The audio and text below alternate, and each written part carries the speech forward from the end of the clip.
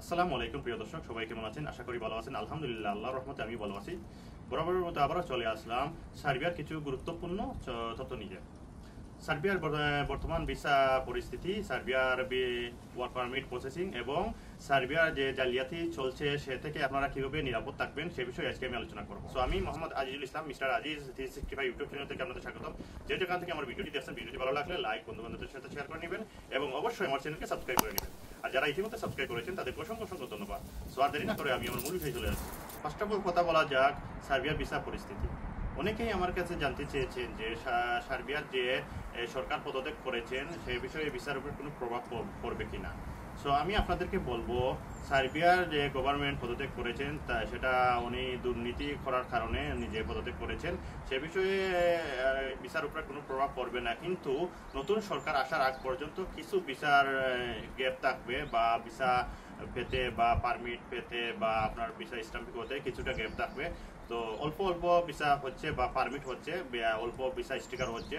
So সেদিকে আপনারা একটু লক্ষ্য রাখবেন যে এই এই যে সরকার পদত্যাগ করার কারণে অনেকেই আপনাকে বিভ্রান্ত করবে যে সরকার পদত্যাগ করেছে, পারমিট হচ্ছে না, বা আমরা বেশি ডেট পাচ্ছি না, বা পাসপোর্ট জমা দিয়েছি ভিসা স্টিকার হচ্ছে না।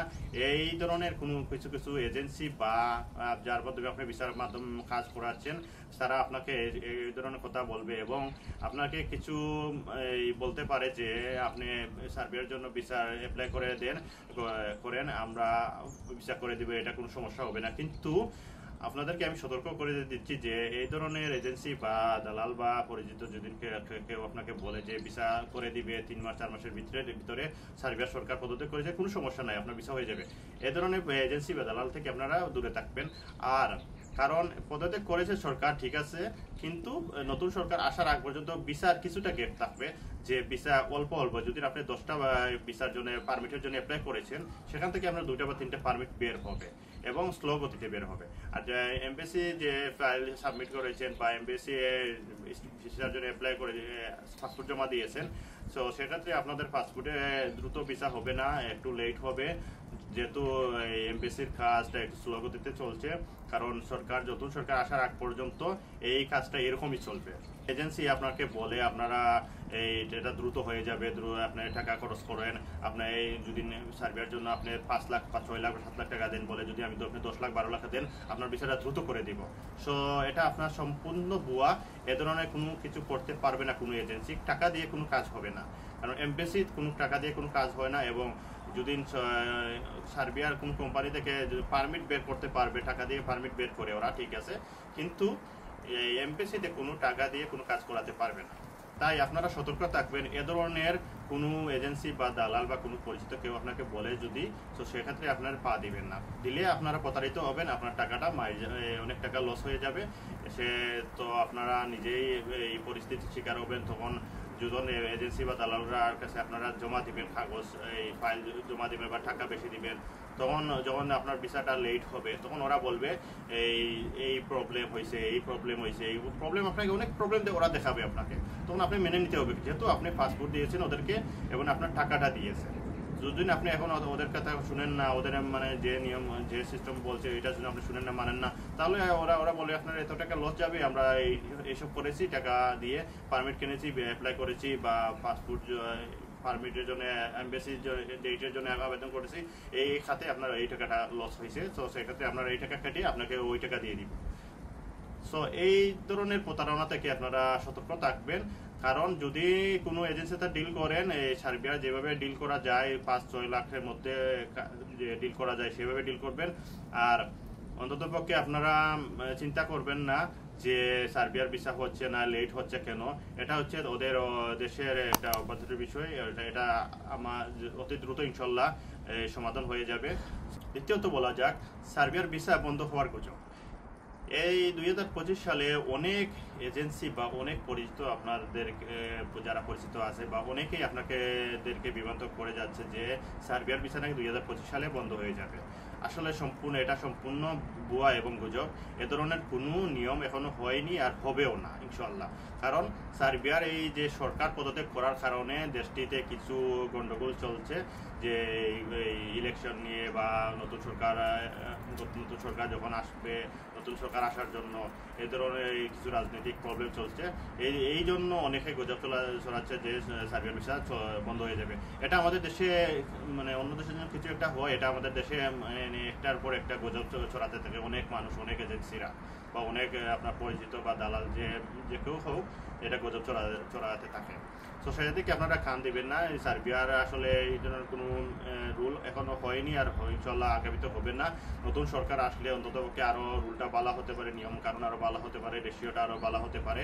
সো আপনারা যদি যারা সার্বিয়ার জন্য অ্যাপ্লাই করবেন অন্ততপক্ষে ভালো এজেন্সি ধরে অ্যাপ্লাই করেন, এবং যে একটু সতর্ক থাকবেন সার্বিয়ার ভিসার ক্ষেত্রে, যে আপনার যে এজেন্সিরা কাজ করবে, কারণ সার্বিয়ার ভিসার ক্ষেত্রে অনেক জালিয়াতি হয়। অনেক এজেন্সি বা অনেকের মাধ্যমে আপনারা ভিসাটা ফেক দিয়ে দেয় বা ডকুমেন্টস ফেক দিয়ে দেয়, পারমিট ফেক দিয়ে দেয়। সার্বিয়ার ক্ষেত্রে অনেক এজেন্সি বা দালালরা অনেক জালিয়াতি করে থাকে। সো সেদিকে আপনারা একটু লক্ষ্য রাখবেন।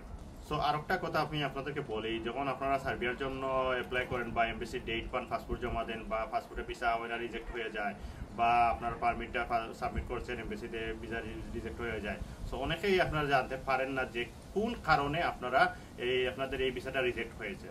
সো আমি আপনাদেরকে কিছু তথ্য দিব, আপনারা এই মাধ্যমে আপনারা জানতে পারবেন যে সার্বিয়ার যদি আপনার ভিসাটা রিজেক্ট হয়েছে, তো কিভাবে আপনি জানতে পারবেন কোন কারণে রিজেক্ট হয়েছে, আপনার কারণে না এজেন্সির কারণে না কোম্পানির কারণে আপনার ভিসাটা রিজেক্ট হয়েছে। আপনারা যখন পারমিটটা পাবেন এবং আপনারা যে স্ট্যাটাসটা চেক করার জন্য আপনারা সার্বিয়ার ওয়েলকাম টু সার্বিয়া একটা ওয়েবসাইট আছে, সেখানে আপনার যে এজেন্সির কাছ থেকে আপনার আইডি বা পাসওয়ার্ড নিয়ে আপনি নিজেই এখানে চেক করতে পারবেন যে আপনার এই পারমিটটা কি কারণে আপনার রিজেক্ট হয়েছে এবং আপনার পারমিটটা সঠিক ছিল কি না। আর এই ওয়েলকাম টু সার্বিয়া এটা ফেক এই ওয়েবসাইট তৈরি করেছে, সেদিকে আপনারা একটু লক্ষ্য রাখবেন। আপনারা ইউটিউবে ভালোভাবে সার্চ দিয়ে দেখবেন যে ওয়েলকাম টু সার্বিয়াতে কিভাবে আপনারা চেক করতে পারেন। ইউটিউবে অনেক সাইট আছে, আপনাদের চেক করতে পারবেন এবং আপনার আইডি পাসওয়ার্ডটা এজেন্সির কাছ থেকে নিয়ে আপনার এটা চেক করবেন। আর যদি আপনার এজেন্সি ভালো থাকে, আপনার দালাল বা যে মাধ্যমে আপনার ভিসা করাবেন সে যদি ভালো থাকে, তার যদি আপনার আইডি পাসওয়ার্ড দেয় না, তো তাহলে তার কাছে গিয়ে আপনি আইডি পাসওয়ার্ড দিয়ে আপনি আপনার স্ট্যাটাসটা চেক করে নেবেন। তখন আপনি জানতে পারবেন আপনার ভিসাটা কেন রিজেক্ট হয়েছে বা আপনার এই ভিসাটা কোন পর্যায়ে আছে বা আপনার অ্যাপ্রুভাল হয়েছে কিনা, সব কিছু আপনার আইডি পাসওয়ার্ডের মাধ্যমে আপনি জানতে পারবেন। এখন যেটা বলবো সেটা হচ্ছে সার্বিয়ার ওয়ার্ক পারমিট প্রসেসিং। সো সেক্ষেত্রে যাওয়ার আগে আমার ছোট্ট একটা রিকোয়েস্ট, যদি আমার ভিডিওটি আপনাদের ভালো লাগে এবং উপকৃত করে, তাহলে লাইক, কমেন্ট এবং শেয়ার করে রাখবেন এবং স্কিপ না করে ফুল ভিডিওটি দেখুন। স্কিপ করে গেলে অনেক তথ্য জানা থেকে যাবে। প্রথম ধাপ হচ্ছে আপনার ওয়ার্ক পারমিট ইস্যু হবে। দ্বিতীয় ধাপ হচ্ছে ওয়ার্ক পারমিট ইস্যু হওয়ার পর এটা আপনার অ্যাপ্রুভাল হবে।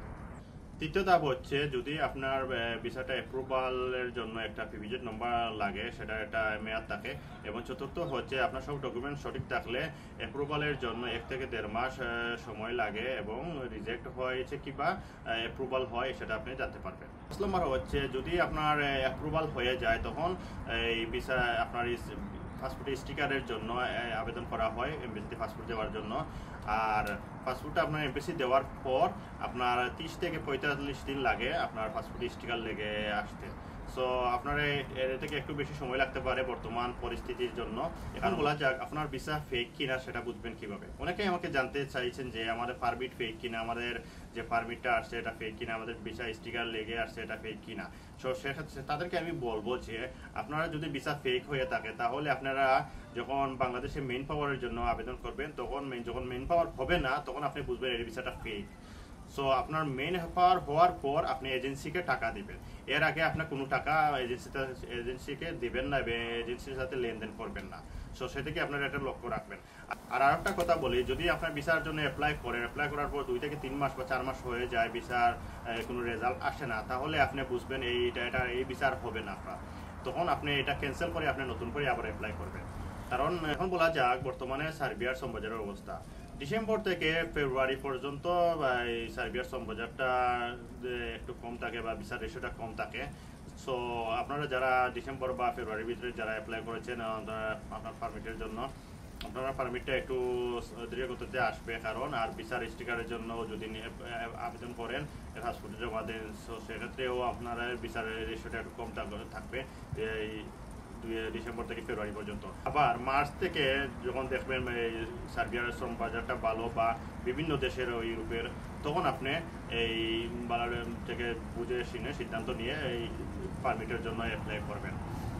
কারণ ইউরোপের এই যখন এই শীতকাল থাকে আপনার ডিসেম্বর নভেম্বর থেকে শুরু হয়, ডিসেম্বর জানুয়ারি ফেব্রুয়ারি শীতকাল থাকে এবং অনেক কোম্পানিতে কাজ থাকে না, অনেক কোম্পানি বন্ধ থাকে, আবার অনেকে হলিডে থাকে, ছুটি থাকে। এই জন্য এই ভিসা পারমিটটা বের হয় না বা ভিসা রেশিওটা কম থাকে।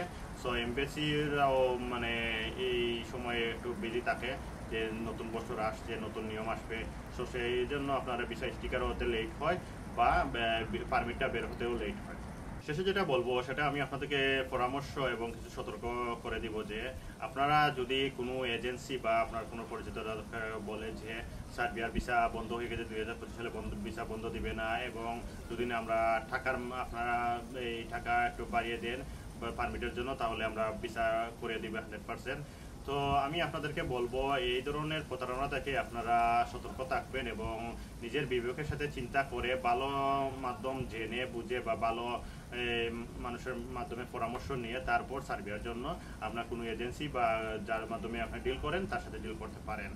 আর সার্বিয়ার ভিসা বন্ধ হয়ে গেছে বা ভিসা দিবে না এটা সম্পূর্ণ ভুয়া। সার্বিয়া এই ধরনের কোনো রুল এখনো করে না বা এই ধরনের কোনো প্রস্তাব এখনো আসে নাই, ইনশাল্লাহ আগামীতেও আসবে না। কারণ সার্বিয়াতে অনেক কোম্পানি হচ্ছে এবং সার্বিয়া যেহেতু সেনজেনের সাথে যুক্ত হওয়ার জন্য অনেক চেষ্টা করে যাচ্ছে। তো সেটাতে তারা ভিসা বন্ধ করবে না, তাদের দেশকে ডেভেলপ করার জন্য, উন্নত করার জন্য ভিসা রেশিওটা বাড়াবে এবং নতুন সরকার আসার পর আরও নতুন নিয়ম আসবে ইনশাআল্লাহ। আর নতুন নিয়ম আসলে ইনশাআল্লাহ ভিসা রেশিওটা আরও বাড়তে পারে ইনশাআল্লাহ। তো এত সময় আমার ভিডিওটি দেখার জন্য এবং আমার লোক সাথে থাকার জন্য আপনাদেরকে অসংখ্য ধন্যবাদ। এবং সার্বিয়ার আপডেট পেতে এবং অন্য ইউরোপের দেশের যে কোনো দেশের আপডেট পেতে আমার সঙ্গে থাকুন এবং আমার চ্যানেলকে সাবস্ক্রাইব করে রাখুন। ওকে, আল্লাহ হাফিজ।